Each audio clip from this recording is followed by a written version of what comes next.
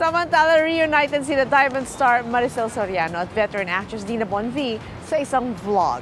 Isa sa mga pinag-usapan nila ang tungkol sa pinagsamahan nilang pelikula na Underage. Kasama din nila doon si Snooki Serna.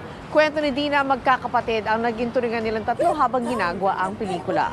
Sinang-ayon naman to ni Maricel.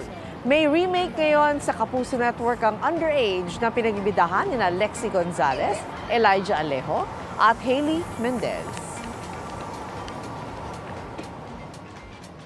Kapuso, mauna ka sa mga balita. Panoorin ang unang balita sa unang hirit at iba pang award-winning newscasts sa youtube.com/GMA News. I-click lang ang subscribe button. Sa mga kapuso abroad, maaari kaming masubaybayan sa GMA Pinoy TV at www.gmanews.tv.